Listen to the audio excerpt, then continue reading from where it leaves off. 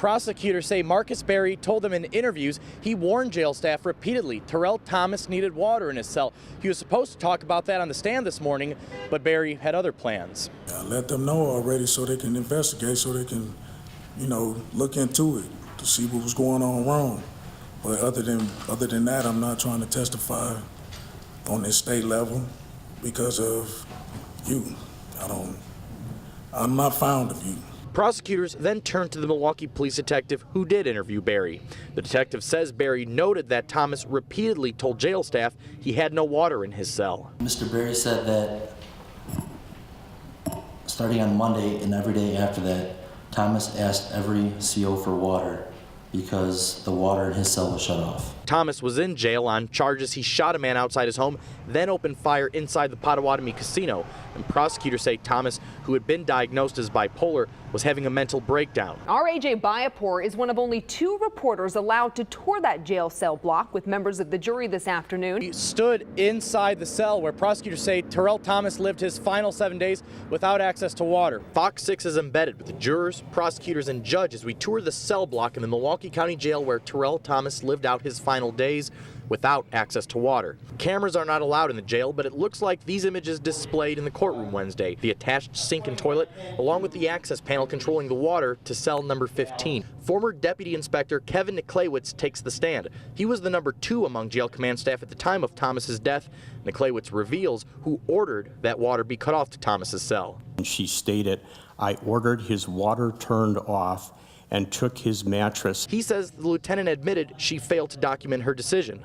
Prior to entering the door, she was choking back tears, and she stated, "I should have told someone. I should have followed up." During her lengthy testimony, that lieutenant says she never ordered that all of the water be turned off to Thomas's cell. As for the visual proof of just what happened to that water supply, a Milwaukee police detective openly questions the actions of some even higher-ranking officials at the sheriff's office. To me, that's deceptive. I'll be honest with you. Day 4 of the inquest begins with strong words from Milwaukee Police Lieutenant Eric Donaldson.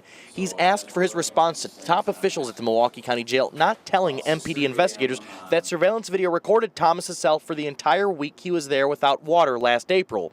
When police eventually asked about the video last summer, the first half of that week had been overwritten. Do not mention to me that you have video relevant to his access to water is unconscionable. Surveillance video from when Thomas was initially arrested and held in an MPD holding cell shows him acting erratically, talking incoherently to himself. Just the toilet water. The toilet water. I instructed to have the toilet water cut off because he was flooding the toilet.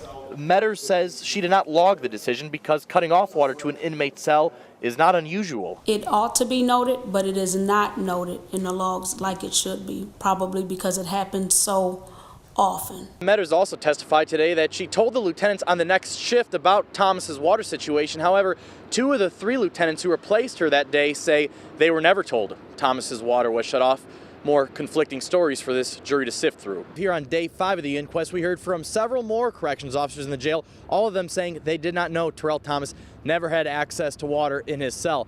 One of those guards in particular got a little more attention from prosecutors.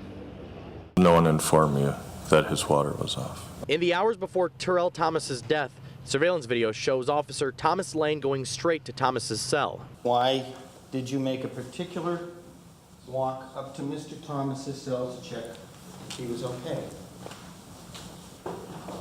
Because he was naked there. And didn't that raise a red flag in your mind that something might be wrong with Mr. Thomas? It did not. I work mental health unit, and a lot of inmates are naked and sleep at all times of the day. The video also shows Lane opening a pipe chase containing the water valves for cells 13 and 14.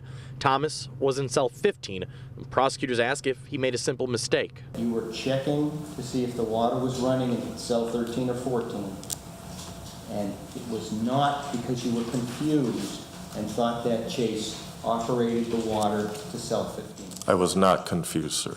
Jordan Johnson pleads the 5th, declining to even answer whether he worked during that week. An MPD detective who says he interviewed Johnson says the guard had concerns about whether Thomas should have even been in the disciplinary unit to begin with. He and his fellow officers had discussed that they didn't believe or feel that Mr. Johnson should be, or I'm sorry, Mr. Thomas should be on that floor, that there were some type of possible mental health issues. Brad, this recommendation from the jury is all for the same charge against these 7 individuals. Abuse of an inmate. That's a low-level felony here in Wisconsin. Those individuals recommended for charges range from the major who was in charge of the jail at the time of Thomas's death all the way to the officer who carried out the order of turning off that water. A day for justice and a day that shows that our district attorney did his job. Attorneys representing one of Thomas's sons are satisfied with the verdict. Anybody that sat through and listened to this evidence knows that this should not happen in America. When that lawsuit is filed, he says Sheriff David Clark will be the lead defendant. It is very clear that Sheriff David Clark, as the chief policymaker, had to have been aware of what was going on in this facility. Thompson refers to at least 2 other instances brought up during the inquest where inmates had their water turned off as punishment. Clark's office did not immediately respond to our messages Tuesday. After the inquest verdict was announced, he issued this statement. "This is part of a process. I respect the process.